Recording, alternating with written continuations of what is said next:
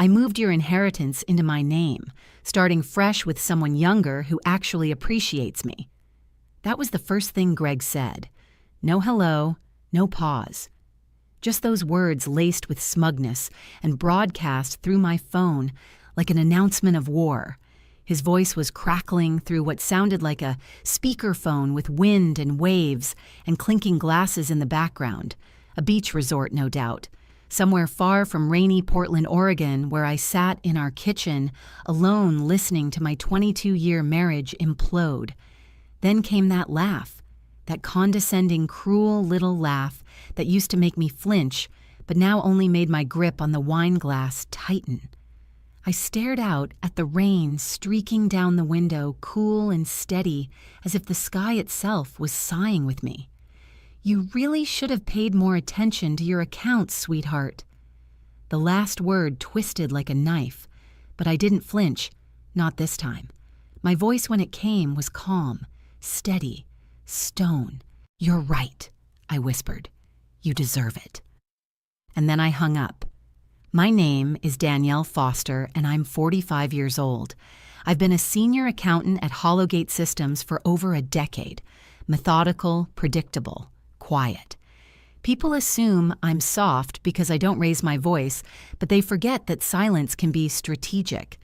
I set my wine down and looked at the laptop still glowing on the kitchen table. The banking portal was open, frozen on the balance Greg had tried and failed to move.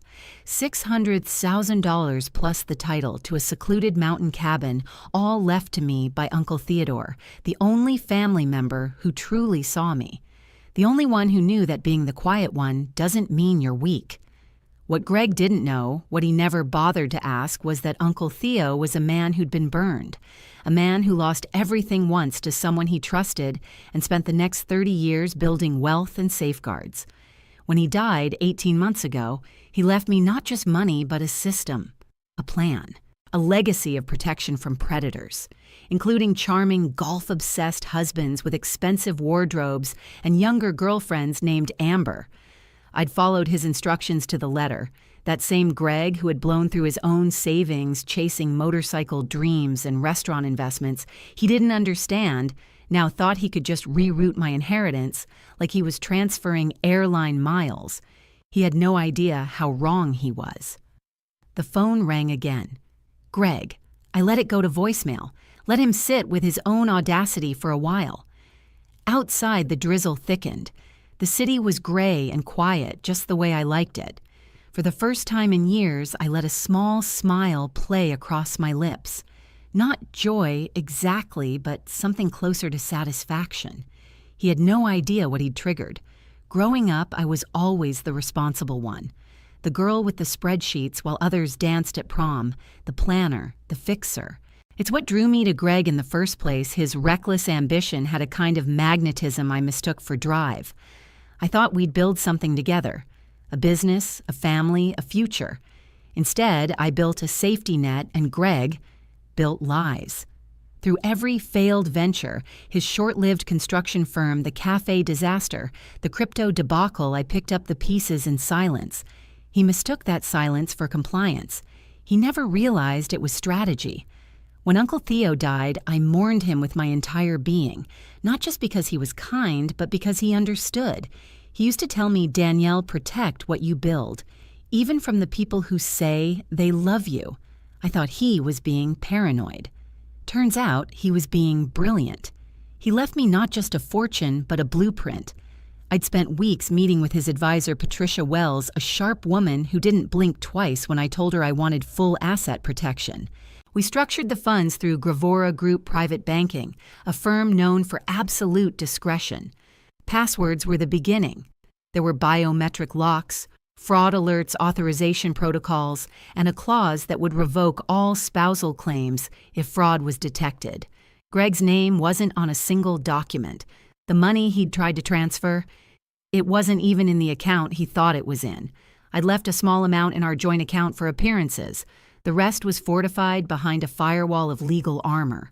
And he He'd just kicked that firewall with his bare feet. By the time he made that call, the fraud alert had already triggered. The systems were in motion. Every attempt he made would be documented, flagged, traceable.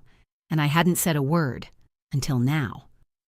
I poured another glass of wine and opened a new document on my computer. To-do list, I typed. Call Jennifer Patterson, divorce attorney. Notify Patricia at Gravora to prepare logs. Forward Greg's voicemail and number to legal folder. Find my old PI's contact info. Cancel Greg's access to utilities and joint subscriptions. My fingers flew across the keyboard. I wasn't crying. I wasn't shaking.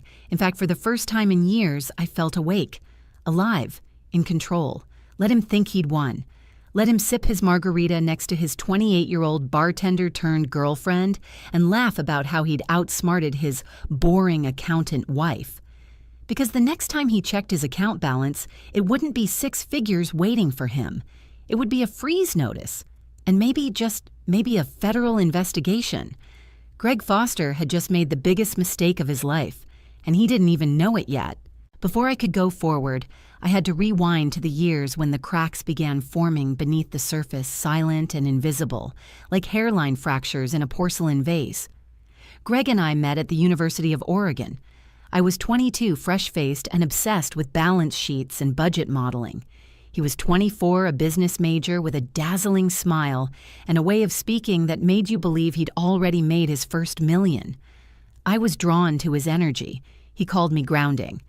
I thought we'd be unstoppable together, a dreamer and a doer. And for a while, we were. We got married in a tiny ceremony under the fall leaves at Silver Falls.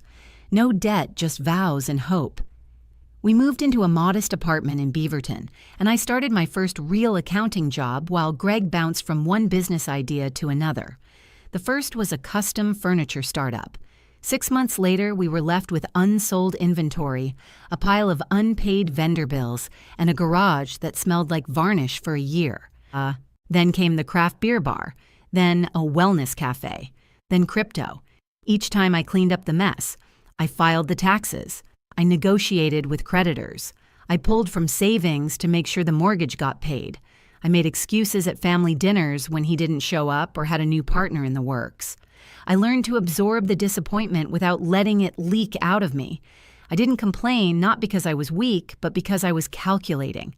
I knew I had to wait for the right moment, the right leverage to make a move that would stick. Greg mistook that for passivity, but he never understood the long game. The shift came when Uncle Theodore passed away last year. I hadn't seen Greg cry at the funeral, not once, but I cried for both of us, for the man who'd been a second father to me, and for the loss of the only person who ever gave me unfiltered financial advice without judgment. He'd been quiet and intense, with the kind of eyes that saw 3 steps ahead. His first fortune vanished when he was 35, taken by a charming friend who rerouted company assets and left him with IRS debt and a reputation in tatters. It took Uncle Theodore nearly 20 years to rebuild, but he didn't rebuild with vengeance. He rebuilt with systems. He often said paranoia is just experience with a longer memory. I used to roll my eyes at that, but now I realize it was wisdom written in scars. He left me $600,000 in assets and the deed to a cabin near Mount Hood, but that wasn't the real gift. The real gift was a binder he called the Fortress File. In it were his instructions: create layers, use blind trusts, separate all inherited assets from marital ones, never put both names on anything, vet your advisors like you'd vet a heart surgeon, and most of all, if someone ever tries to take what isn't theirs, let them hang themselves with their own rope. So I did exactly that. Within weeks, I was meeting quietly with Patricia Wells, a partner at Gravora Group Private Banking. Patricia had a reputation for turning inheritances into fortified kingdoms. Together, we set up 2 irrevocable trusts, one for the cabin and one for the cash. We routed the funds through multiple shell accounts that only I controlled. It wasn't about hiding, it was about protecting. The kicker. We built in an automatic revocation clause. If anyone, Greg included, tried to access the funds illegally, it would immediately revoke any shared claims they had to any of our assets. It wasn't just smart, it was bulletproof. Greg, meanwhile, was on a networking tour. That's what he called it. A series of weekend golf trips and overnight stays in cities where he claimed he was meeting potential partners. But I wasn't blind. He was dressing younger, spending more, making cryptic comments about feeling boxed in and ready for something fresh. He stopped asking how my day was, but he did start asking about the inheritance. At first it was casual jokes about our mountain cabin and whether we could invest some of the money into a new venture. I deflected, gave vague answers, watched his tone shift over time from curiosity to entitlement. That's when I knew he was planning something. So I set the first trap. One morning, I left a fake bank statement on my desk just carelessly enough for him to spot. It showed a balance of $127,000 in an account that didn't exist. Sure enough, within a week, I caught him taking a photo of it through the reflection in my laptop screen. I didn't confront him. I just made a note. Then I hired a private investigator. For weeks, I said nothing while the PI tracked Greg's movements. He wasn't networking. He was spending long weekends in Phoenix with a woman named Amber, a bartender with a social media feed full of poolside selfies and diamond earrings. The same diamond earrings that showed up on Greg's credit card bill. The lies weren't just emotional, they were financial. And in my world, that's even worse. So I began building my evidence folder, screenshots, receipts, surveillance photos, texts, a paper trail so clean even the IRS would weep with gratitude. And then, on a rainy Thursday morning, Greg made his move. He called Gravora, pretending to be my financial advisor, claimed he needed access to my accounts, asked for passwords. When that didn't work, he tried again, this time in person. What he didn't know was that every call was logged, every attempt was documented, every IP address flagged. And when he finally tried to initiate the transfer, thinking he'd finally cracked my secret stash, the system locked down. His voice on the phone that afternoon, the one where he told me he'd move my money, wasn't confidence. It was delusion. He genuinely believed he'd won. But the moment he clicked transfer, he triggered 3 things: an automatic fraud lock on the account, a federal suspicious activity report filed with his name attached, the revocation clause that stripped him of his rights to our home, our shared accounts, and my retirement funds. And I poured a glass of wine and watched the rain fall.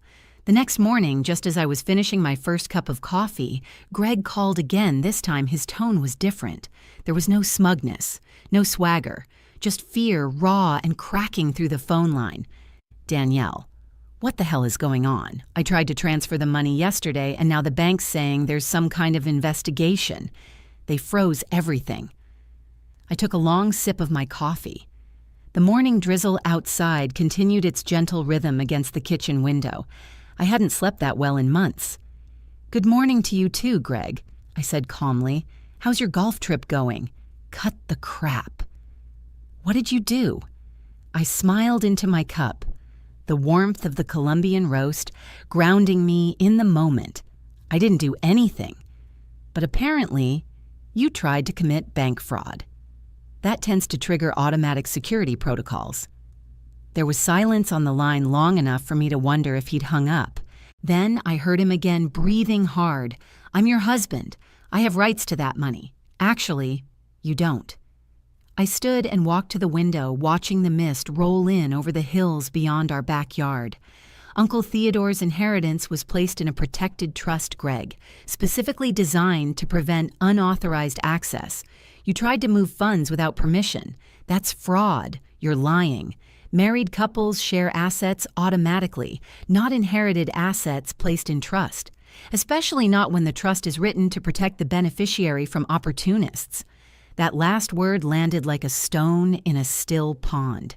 The bank considers your attempted transfer identity theft an attempted grand larceny. The line was quiet again.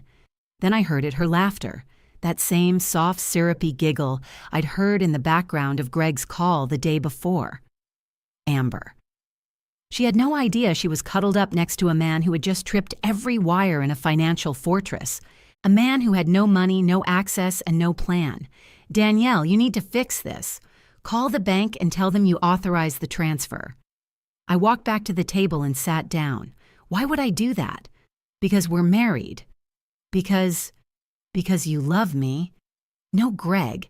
You called yesterday to tell me you were leaving me for someone younger. You lied about this golf trip. You tried to steal my inheritance and ride off into the sunset. I let that hang in the air." He exhaled shakily. "I can explain everything." "I'm sure you can," I said flatly. "But I'm not interested in hearing it. My lawyer will be in touch. You can't do this. That money belongs to both of us." "No," I interrupted, voice ice cold. "It really doesn't. And thanks to your little stunt yesterday, you've just made my divorce attorney's job incredibly easy." And then I hung up. I turned off my phone and exhaled. The tension didn't vanish, but it morphed into something sharper, focused, clear. Today was going to be a very productive day. By 9 a.m., I was sitting in the sleek downtown office of Patterson and Associates. I'd consulted them 3 months ago quietly when Greg's behavior had first changed.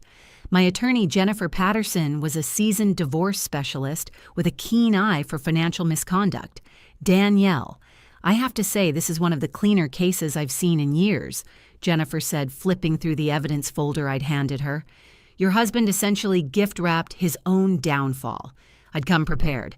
Screenshots of his credit card activity over the past 6 months, multiple charges at out-of-town hotels, dinner reservations for 2 jewelry receipts. I had banking records showing attempted transfers from our joint account. I even brought time-stamped logs of failed access attempts at Gravora. Jennifer tapped her pen against the folder. "What I don't understand is how he thought he could access a protected trust without the authorization codes." I pulled out my phone and scrolled to a series of old text messages. He's been asking for my passwords for months, claimed he wanted to help manage finances. I gave vague answers, but I think he was watching me when I logged in. Truthfully, I knew he was watching. That's why I'd baited him. The fake bank statement left accidentally on my desk had been printed on Gravora-branded paper but listed a non-existent account. He'd taken the bait. I saw him through the reflection in my monitor snapping a photo of the document like he was in some low-rent spy movie. He had the wrong account number, the wrong bank, the wrong everything, and that's exactly how I wanted it. "There's something else," I added, pulling another document from my folder. "Greg's been slowly draining our joint account. Nothing dramatic, but over time it added up to nearly $15,000. Jennifer's eyebrows shot up. Where was it going? "A bank account I didn't recognize. I had a private investigator trace it last month. It's under his name only. He used it to pay for his affair hotel rooms, flights, expensive meals, even a spa weekend." I handed her another envelope, photos of Greg and Amber in Phoenix, receipts, video stills. Jennifer flipped through them, visibly impressed. "Danielle, this is outstanding. With this kind of documentation, we can file on grounds of adultery and financial misconduct. And thanks to the failed inheritance transfer, we've got attempted fraud on record. He has 0 footing." I leaned forward. "There's more." I explained the revocation clause, the one Theodore had insisted we include. If Greg ever tried to claim or transfer funds from the trust illegally, he would automatically forfeit any claim to shared marital assets. Jennifer sat back in her chair and let out a low whistle. "So the moment he tried to move the money, everything else legally became mine." She shook her head amazed. "Your uncle was a genius. He was," I said, my voice softening, "and he warned me. Not just about Greg, but about people who think loyalty is weakness." At 11 a.m., just as I was leaving Jennifer's office, my phone rang. "Patricia Wells from Gravora. Mr. Foster has been calling our offices repeatedly since 8 this morning." She said, her voice calm, but with a trace of amusement. "He seems to believe he can resolve the situation by speaking to a supervisor, and we've informed him that any attempted unauthorized access to protected accounts is automatically escalated to federal banking authorities. His Social Security number has been flagged in our system. Any future attempts will trigger immediate law enforcement notifications." I laughed softly. "Patricia, that's even better than I expected." She wasn't done. "There's something else." We reviewed prior activity. "Mr. Foster made several calls in February claiming to be your financial advisor. He also visited one of our branches in person and attempted to request account information under false pretenses." My grip tightened on the phone. He did what we flagged it as suspicious at the time. But now, in light of recent events, it demonstrates a clear pattern of premeditation. We've logged every incident. I'll have documentation sent to your attorney within the hour. Greg hadn't just made a mistake. He'd built a case against himself brick by brick. By the time I returned to my office at Hollowgate Systems that afternoon, I'd already forwarded Patricia's full documentation to Jennifer. I walked through the sleek glass doors with my head held high, not to make a scene, but because I refused to shrink anymore. No one at work knew what was unfolding behind the scenes, and I planned to keep it that way. But that plan didn't last long. Just before lunch, my supervisor, David Walsh, knocked gently on my office door. His expression was somewhere between curious and concerned. "Danielle, there are 2 people here to see you. They say they're with federal banking enforcement." I felt my heart hiccup, but I nodded. "Send them in, please." 2 agents stepped into my office. A woman in her 40s with kind eyes and a no-nonsense air, and a younger man with a sharp haircut and government-issued blandness. They introduced themselves as Agent Martinez and Agent Thompson and handed me their credentials. "Mrs. Foster, we're investigating suspicious activity related to your inheritance." Trust Agent Martinez began settling into the chair across from my desk. "Your banking institution has flagged multiple attempted unauthorized transfers, one of which occurred yesterday. We understand your husband Gregory Foster may have been involved." I closed my laptop and gave them my full attention. "That's correct," I said. "He called me from what he claimed was a golf trip, laughing, saying he'd move my inheritance into his name. I knew immediately it wasn't possible, but he was very confident." Agent Thompson was scribbling notes. "Have there been prior incidents where your husband tried to access your accounts?" "Not that I was aware of until Patricia from Gravora told me this morning. He's been making calls for months, claimed to be my financial advisor, even visited a branch." Agent Martinez nodded. "We've received those logs." There was a pause. "Mrs. Foster, we need to inform you that this isn't simply a civil matter. Attempting to gain unauthorized access to federally protected financial trusts can constitute bank fraud, identity theft, and financial impersonation, all federal offenses." I nodded. I assumed as much. Agent Thompson looked up from his notebook. "If proven, the penalties could include up to 20 years in federal prison, especially given the evidence of premeditation." I felt the weight of it settle in the air like dust. 20 years. 20 years of freedom traded for lies and a woman named Amber, who probably thought she'd hit the jackpot. "Do you have evidence of communication?" Martinez asked. "Yes. Voicemails, texts, screenshots.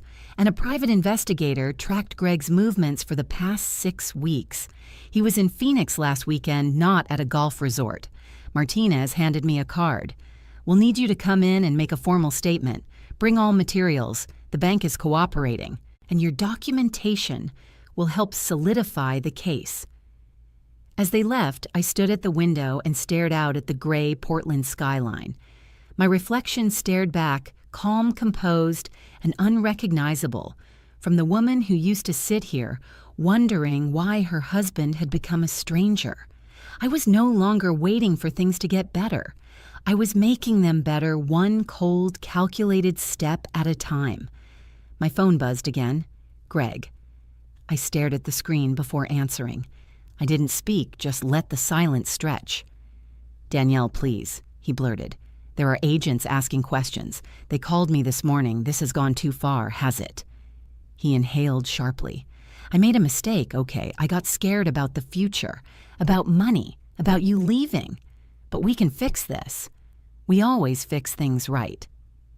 I walked to the bookshelf and traced my fingers along the edge of a framed photo from our early years, young hopeful standing outside that first little apartment in Beaverton. "We can't fix this, Greg. Because this wasn't a mistake. You planned this. You opened secret accounts. You lied. You stole. You watched me enter passwords when I thought you were asleep. And then you tried to commit bank fraud." His voice cracked. "I didn't know it was that serious. You tried to take something that wasn't yours. That's theft. You weren't just leaving me. You were robbing me. A pause.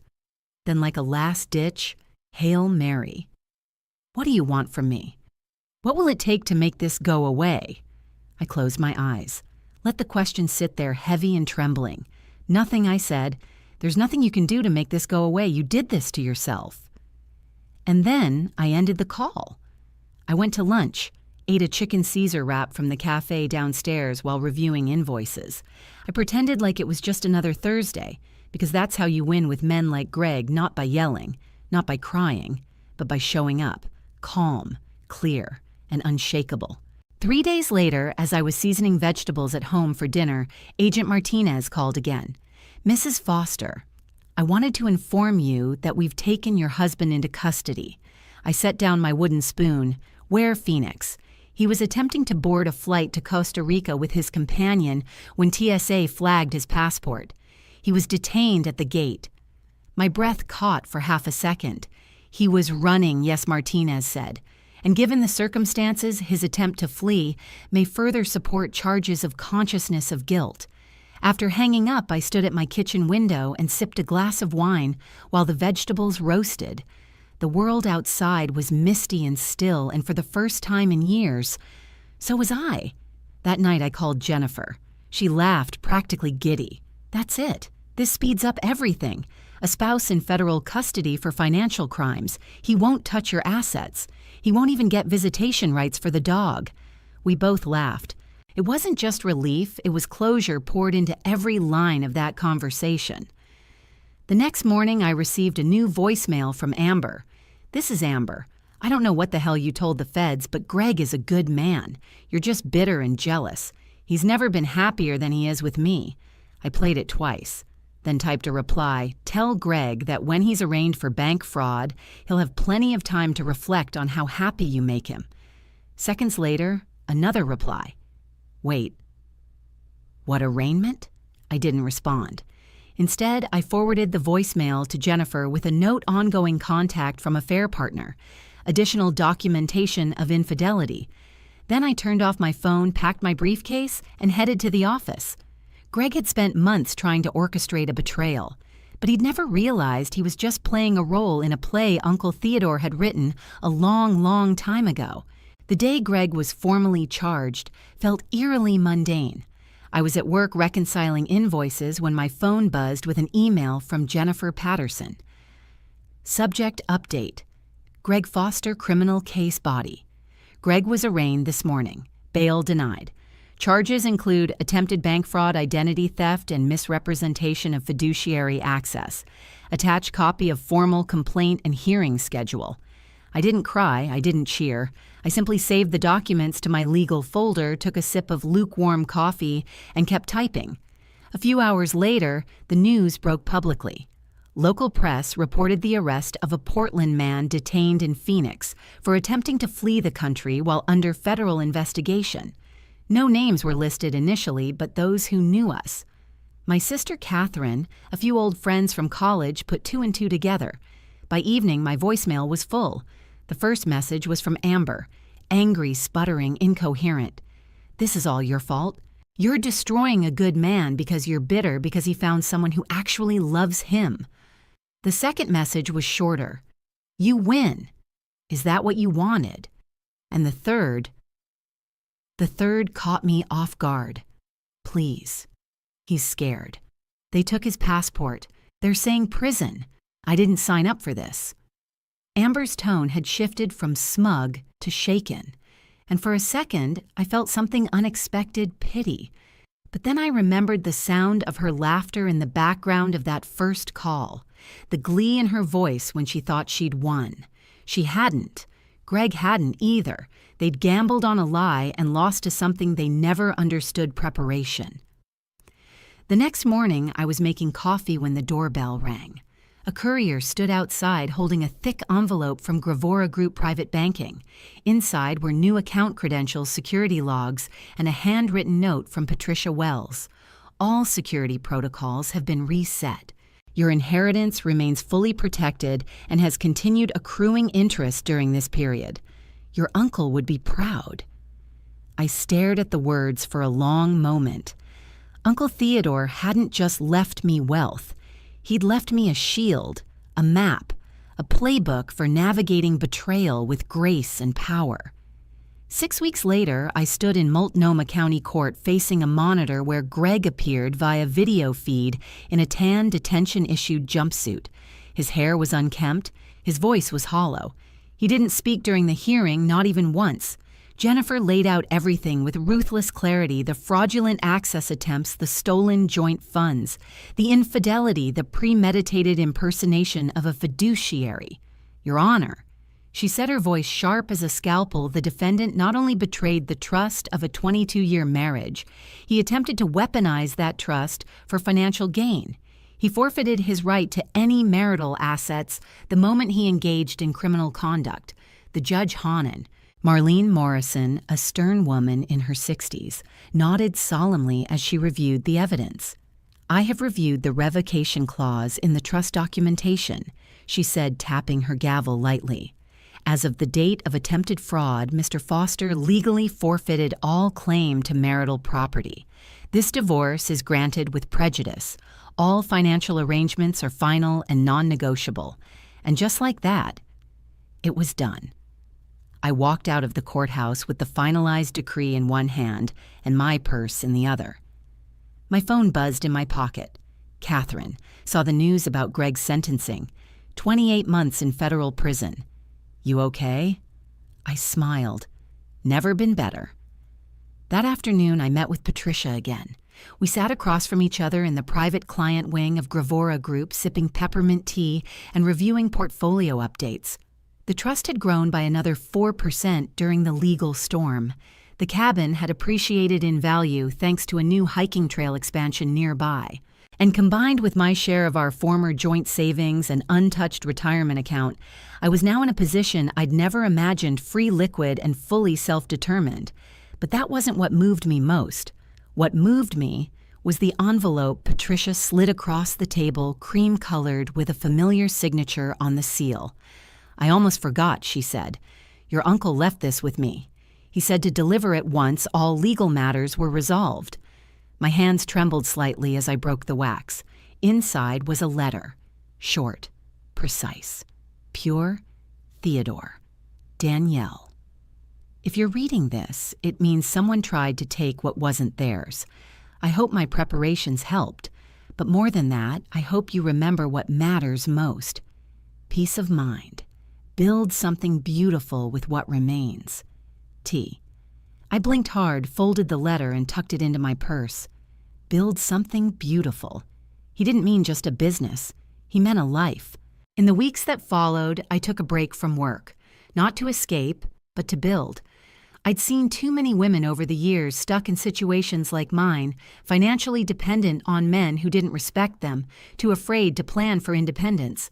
So I began sketching out an idea, a financial literacy nonprofit focused on helping women quietly, discreetly build financial defenses.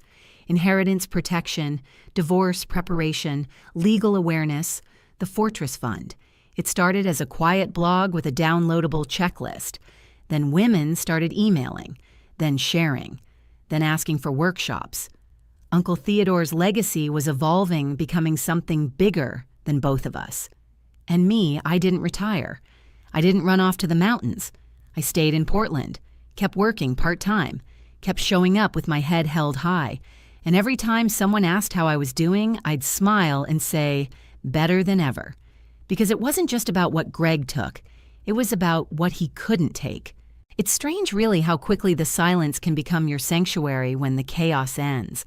There's no more stomping boots on hardwood floors, no slamming doors late at night, no urgent business trips with golf bags and too much cologne, no passive-aggressive questions about grocery budgets or subtle jabs about how accountants don't understand risk. Just peace. The kind of peace that doesn't scream for attention but settles into your bones like warmth.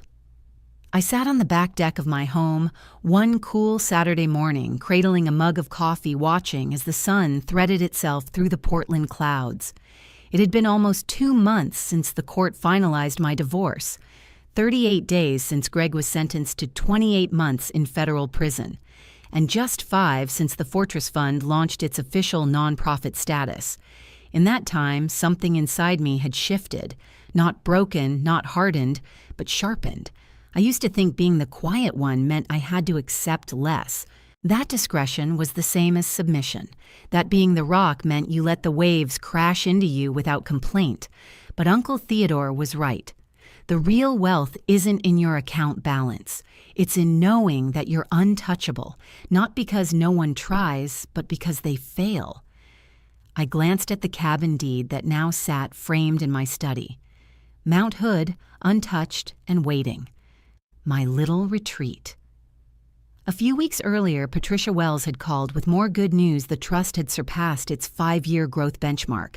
Interest investments and value appreciation had turned the original $600,000 into nearly $710,000, and the cabin estimated at $400,000. Combined with my untouched retirement savings and the car Greg once mocked me for keeping for too long, I was comfortably set for the rest of my life. And yet I didn't feel like retreating. Not yet. Instead, I felt called to something else. I kept thinking about the emails that came flooding into the Fortress Fund's inbox, women of all ages writing from across the country. My husband starting to ask for passwords. Is that a red flag? My sister-in-law keeps asking if my trust is family shareable. I think my ex is planning to drain our joint account. What do I do? Each message was a mirror to a moment I'd lived and survived, so I answered them, one by one, late at night, between client audits, sometimes with coffee, sometimes with wine, but always with empathy and sharpness, and always with the reminder, you're not weak, you're just unarmed, but not anymore. Last week, I stood on a small stage at a women's networking event in downtown Portland, delivering a speech titled, "When Silence is Strategy, Protecting Yourself Financially Before It's Too Late." The room was packed. I didn't tell them all the details. I didn't need to. But I did tell them what mattered, how wealth can be stolen quietly, how the most dangerous betrayal comes with a smile, and how preparation is not paranoia, it's self-respect. Afterward, a woman approached me, maybe late 30s, tight smile, tired eyes. "You're not just telling my story," she whispered. "You're showing me how it ends." I squeezed her hand gently. "No," I said. "I'm showing you how it begins." Sometimes at night, I reread the letter from Uncle Theodore. Build something beautiful with what remains. He didn't mean a revenge plan. He meant a legacy, something enduring, something clean and brave and real. The betrayal was never the end. It was the catalyst. Greg tried to erase me from my own life.